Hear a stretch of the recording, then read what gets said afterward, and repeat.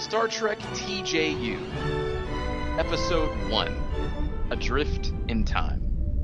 Written by Tim and ChatGPT.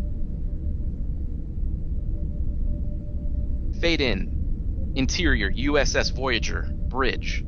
Captain Janeway is seated in her command chair while Chakotay, Tuvok, and Harry Kim are standing nearby, monitoring the ship's systems. Report, Mr. Kim. We're detecting a stress signal, Captain. It's coming from a nearby star system. On screen. The view screen displays an image of two men in a small spacecraft. They're drifting in space. No sign of life detected. Prepare a shuttle. We'll bring them aboard and see if we can revive them. Captain, your technology is not compatible with our systems. It may be dangerous to bring them aboard. Understood, Mr. Tuvok. We'll take precautions. Cut to interior USS Voyager, shuttle bay. Tom Paris is piloting the shuttle, with Belana Torres in the co-pilot seat. They land the shuttle next to the small spacecraft and open the hatch. Tim and James, the two men from the spacecraft, are unconscious inside. Paris and Torres quickly transport them to sickbay. Cut to interior USS Voyager, sickbay. The doctor is examining Tim and James while 7 of 9 looks on. They're in a state of suspended animation. They appear to have been drifting in space for quite some time. Their spacecraft is unlike anything I've seen before. It's clearly not from this quadrant. We'll need to monitor them closely as we revive them. In the meantime, I suggest we run some scans on their technology to see if we can learn more about it. I'll assist you, Doctor. As they work, Seven begins to feel a connection to Tim. Oh, God damn it. Doctor, I'm picking up some unusual readings from Tim's brain. It's as if he's communicating with me. That's highly unusual, Seven. But given his state, it's possible his neural patterns are somehow interacting with your implants. I must continue to monitor him. Cut to interior USS Voyager, cargo bay. The TJU show podcast equipment is being examined by Ensign Kim. Captain, you won't believe this. Their podcast equipment is broadcasting to Earth. They're from the 21st century. I want to speak with them as soon as they're conscious. In the meantime, let's keep this under wraps until we can learn more about them. Cut to interior USS Voyager, sickbay. Tim and James are now conscious and talking to the crew. They explain that they were on a mission to explore deep space and got lost. We were so surprised when we heard your voice on our equipment. We never imagined we'd be rescued by a starship from the future. Yeah, it's like... Yeah, it's like we're living out our sci-fi dreams. Your neural patterns are still fluctuating. I recommend you rest. As Tim settles in for some rest, Seven stays by his side. My favorite thing, by the way, every time I do one of these prompts, is when it always talks about our fucking podcast equipment. All the time. I picture like big ass microphones and shit. A big fucking board. Laptops at desk. Yeah, exactly. Cut to interior USS Voyager, Seven's quarters. Seven is alone, pondering her unusual connection to Tim. The connection between us is illogical, but I cannot deny the feelings it has generated within me. Just then, Tim enters the room. Seven is startled to see Tim and quickly regains her composure. Is there something I can assist you with, Tim? Actually, Seven, there is. I wanted to thank you for saving my life, and, well, I've been wanting to talk to you since I woke up. Seven is taken aback by Tim's words. What would you like to talk about? I don't know, just get to know each other better? I feel like there's something between us. Seven pauses for a moment before responding. Tim, I am not programmed for romantic relationships. Fucking hologram. They made her say illogical, which is a Vulcan thing, and then they made her like a robot. It's not exactly. Right. It's learning. It's trying. I know, but don't you feel something when we're together? Something more than just a connection between two people? Seven looks at Tim, unsure of how to respond. Cut to interior USS Voyager, bridge. Captain Janeway and Tuvok are discussing the situation. We need to figure out what to do with these two. We can't just send them back to the 21st century. It could create a paradox. Indeed, Captain. We must be cautious. Suddenly, the ship's systems begin to malfunction. Captain, we're being pulled into a subspace rift. Evasive maneuvers. All hands brace for impact. Cut to interior USS Voyager, engineering. The crew is working to stabilize the ship's systems. Captain, the rift is interfering with our ability to generate a warp field. We're stuck here.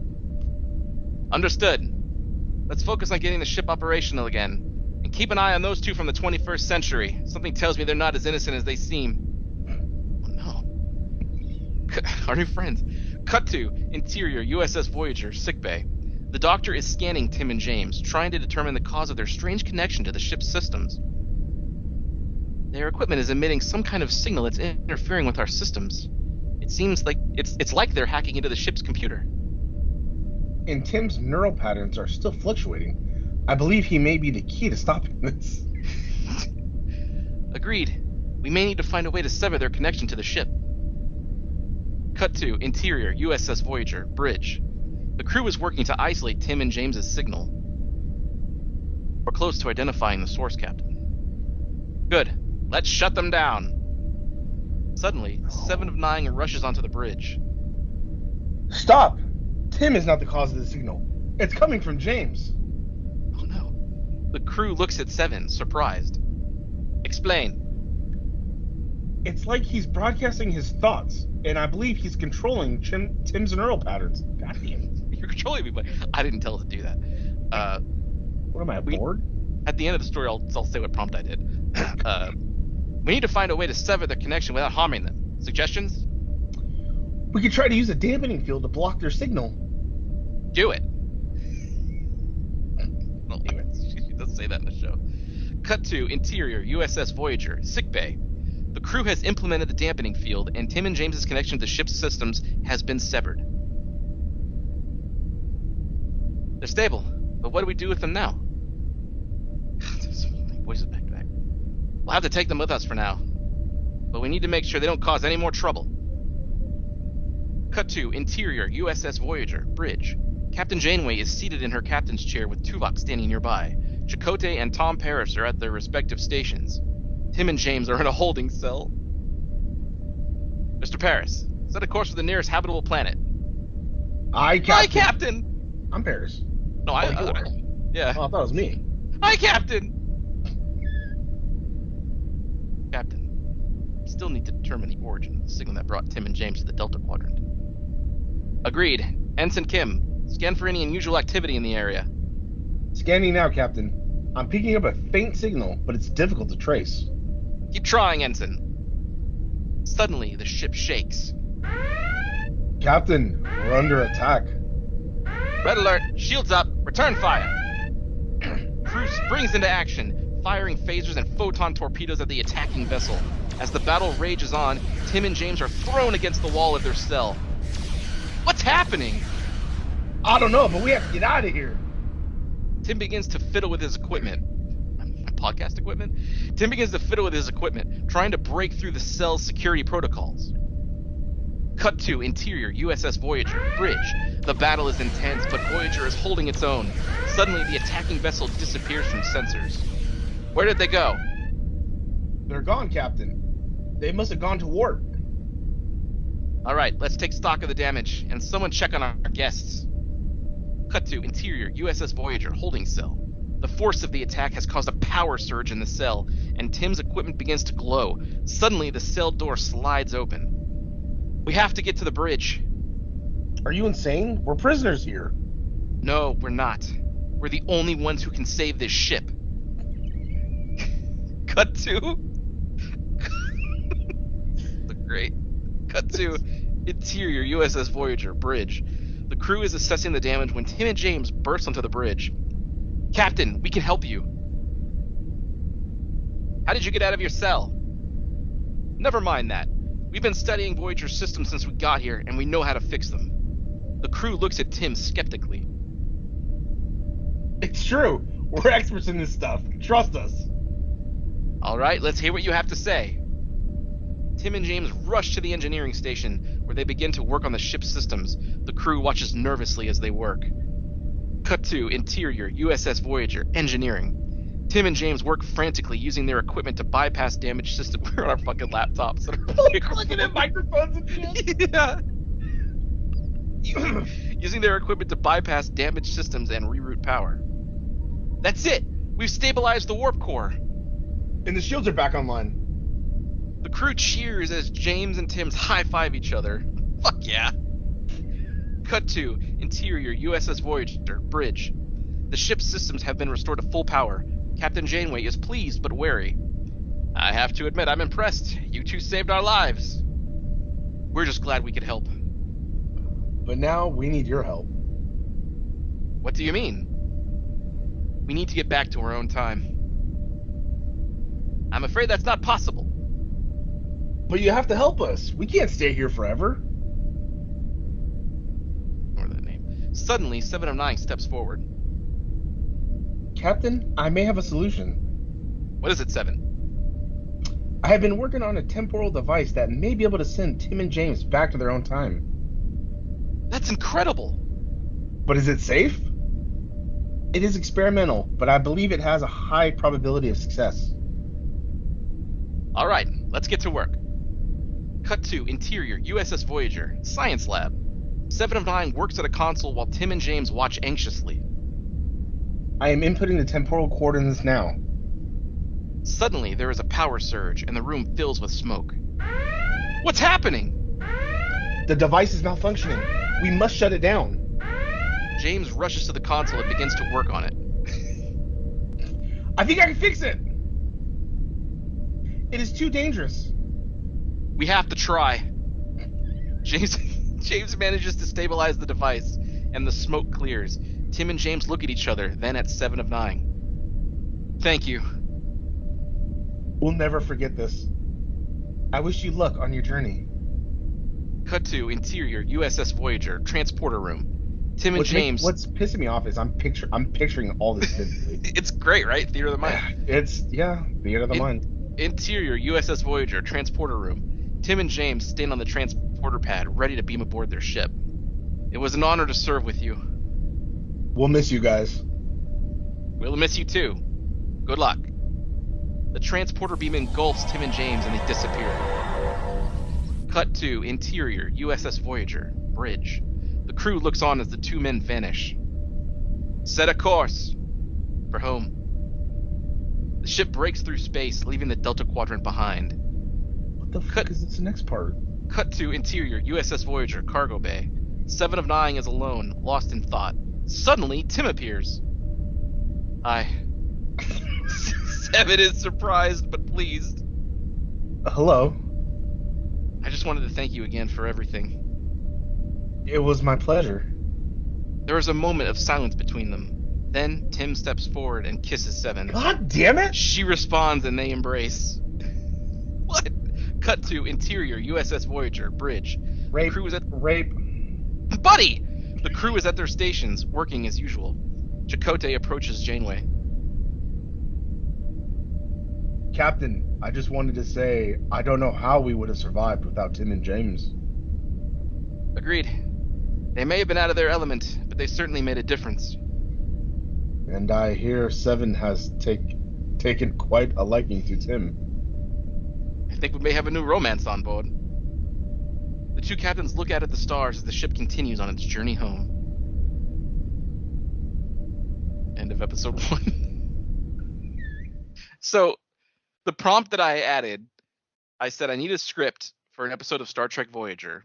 You want me to stop it now? Stop the recording? No, I'll leave it for the episode. We'll do this at the end of every episode so that they can know how it generates. It might be a nice little touch, right? Oh, fuck yeah. Like a behind the scenes guy, like a commentary type thing. Yeah, exactly. The prompt was simply like, I need a script for an episode of Star Trek Voyager. In the episode, the main plot of the episode was the Voyager crew finds Tim and James, hosts of the TJU podcast show, Adrift in space, I mentioned 21st Century podcast in there, so they knew it would be a time thing. And then it said the subplot is Seven of Nine finds herself falling in love with Tim, and that was it. That was the prompt. That I get all that from that prompt. God damn it. It's pretty good, right? Yeah, you know what? Not fucking bad. It's pretty good. I enjoyed that. A lot of that was reading for the first time. For me, 100%, it was very first time, and then, he had to overlook a few things, but it was basically his fucking first time too. Yeah, pretty much. It would give a script and then it would just stop in the middle of a line. It wouldn't like end the story. So I was like, that's weird. Did it break? So I wrote continue the script and it would spit out more, and it just kept going. I could have told it again, but it seemed like a good place to end. Yeah, I can appreciate that, because then that way it's not doing a short ass complete story. It's like it leaves room to where like I can make this as long as you want. I don't know why this one was different, because I've done other like script things, but maybe because I specifically said an episode of this show, so it like played it out exactly how the episode goes. It looks like a legit screenplay. Yeah, I'm gonna have to do that too. Nope, you get the next one, buddy. No, I know, that's what I'm saying, but at least now I know how to prompt it. You know what I mean? Yeah. Yep. Yeah. So, yeah, I guess this will be either a weekly thing or a bi-weekly thing. We don't want to rush it too much. Yeah, we don't want to overload people. But we know you've been asking for content, and then we discovered Chat GPT, and then I just fiddled around with it, and yeah, this is an endless amount of content. Is how this is. It sure the fuck is. So just buddy, little engineering buddy over there. Yeah, so I can fix it. I would never say that in my life. I'd be like, uh-oh. But you did. But you saved us. You got us back, and then I just showed up again. Yeah, in her mind, or like no, I think maybe I like changed my mind because I was also in love with her, so I went back and you went to the 21st Century. Yeah, fuck me, right? So no more podcast. Yep. All right. No more episode 2 then. This is it. I did make another one where you also get a romance. So when we get to that, James is quite a liking to Harry Kim. I'm like, damn it. I should do that. Oh, damn it. That'd be pretty good. God damn it. everyone Ensign Kim fucked in the show died or something. It ended horribly. It's pretty good. All right, well, I mean, that'll do it. All right, well, stay subscribed and stay tuned for episode 2 of Star Trek TJU.